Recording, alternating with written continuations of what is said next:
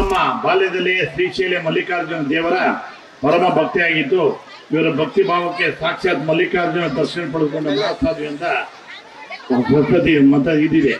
ಮೈದುನಾದ ವೈಮನರನ್ನು ಪರಿವರ್ತನೆ ಮಾಡಿ ಮಹಾಯೋಗಿನಿಯಾಗಿ ಮಾಡಿ ಇವರು ನೂರಾರು ಗ್ರಂಥಗಳನ್ನು ರಚನೆ ಮಾಡಿ ಸಾಹಿತ್ಯ ಕ್ಷೇತ್ರತೆಗೆ ಅಪಾರವಾದ ಕೊಡುಗೆ ನೀಡಿದ ಮಹನೀಯರಾಗಿದ್ದಾರೆ.